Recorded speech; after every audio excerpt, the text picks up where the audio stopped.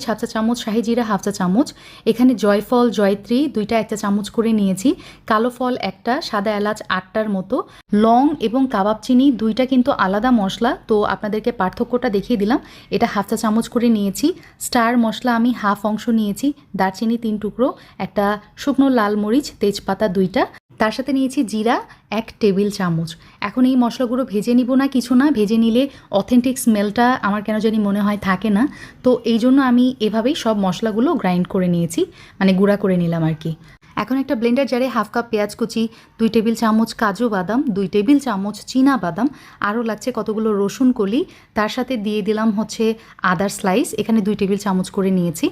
তার সাথে ব্যবহার করেছি বেরেস্তা 4 টেবিল চামচ, পোস্তদানা 2 টেবিল চামচ, আরও লাগছে সাদা তিল, আমি এখানে 2 টেবিল চামচ ব্যবহার করেছি। দিয়ে দিচ্ছি মিডিয়াম সাইজের একটা টমেটো, আর দিয়ে দিচ্ছি হচ্ছে টক দই 4 টেবিল চামচ, আমি এখানে টক দই ব্যবহার করেছি।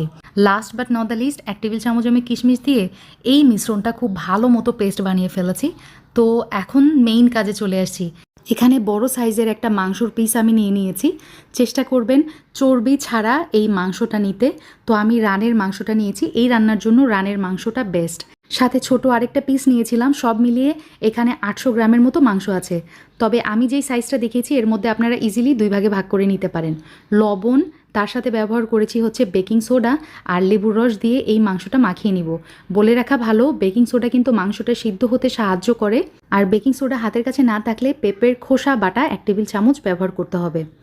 লবণ, বেকিং সোডা আর লেবুর রস দিয়ে প্রথমে মাখিয়ে নিয়েছি, তারপরে ওই যে পেস্ট করে রাখা মশলা দিয়ে দিলাম। লাল মরিচের গুঁড়া 1.5 চা চামচ, হলুদের গুঁড়া ব্যবহার করেছি 1 চা চামচ, ধনিয়া গুঁড়া ভরে ভরে 1 চা চামচ দিয়ে দিলাম, জিরা গুঁড়াও সেম তাই, একদম ভরে ভরে 1 চা চামচ। তার সাথে আমি এখানে 2 টেবিল চামচ ওই যে স্পেশাল গরম মশলাটা ব্যবহার করেছি। 2 টেবিল চামচ সরিষার তেল দিয়ে এখন সব কিছু উপকরণ খুব ভালো মতো আমি মাখিয়ে নিব, একদম খুব ভালোভাবে মাখিয়ে নিতে হবে। আর এভাবে মাখিয়ে আমি মিশ্রণটা রেস্টে রেখে দিব আধা ঘন্টার জন্য, মানে কমপক্ষে আধা ঘন্টা রাখতেই হবে, আদারওয়াইজ ওভারনাইট যদি রাখেন তাহলে বেস্ট।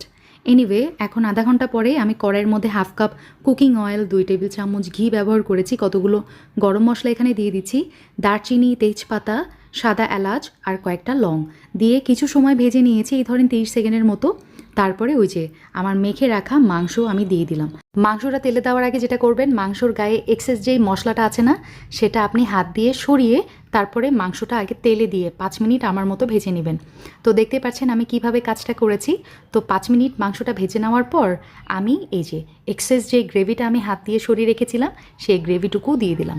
হোটেলে যেটা করা হয় এখানে কিন্তু কালার ব্যবহার করা হয়, কিন্তু আমি কালারের জন্য কাশ্মীরি লাল মরিচটা এখানে ইউজ করছি, কালার এখানে ব্যবহার করব না। তো কাশ্মীরি লাল মরিচ দিলে দেখা যায় কালারটা কিন্তু অটোমেটিক খুব ভালো আসে। সেক্ষেত্রে আমি এখানে 1.5 টেবিল চামচ কাশ্মীরি লাল মরিচের গুঁড়া ব্যবহার করেছি, তার সাথে ব্যবহার করেছি হচ্ছে 1 কাপ পরিমাণ পানি। ওই যে ব্লেন্ডার তারপরে বাটি ধুয়ে আমি 1 কাপ পানি এর মধ্যে দিয়ে দিয়েছি। এখন চুলার জালটা একদমই লোতে থাকবে, আর এভাবে কভার করে আমি জাল করে নিব 2 ঘন্টা। এই 2 ঘন্টার মধ্যে মাঝে মাঝে ঢাকনা উঠিয়ে আপনি নেড়ে চেড়ে দিবেন, পাশাপাশি যদি পানি অ্যাড করতে হয় সেক্ষেত্রে করতে পারেন। তো 2 ঘন্টা পর দেখতে পাচ্ছেন সুলতানস ডাইন স্পেশাল বিফ চাপ একদমই রেডি হয়ে গেছে, আর মাংসটা এত সিদ্ধ হয়ে গেছে যে দেখেন আমার এই সাইডের অংশটা খুলে খুলে যাচ্ছে। তো চিন্তা করলাম এই অংশটা কেটেই দিই, আলাদা থাকেটা। আর এই যে আমার বিফ চাপ, সুলতানস ডাইন স্পেশাল বিফ চাপ সিদ্ধ করার পরে এই সাইজটা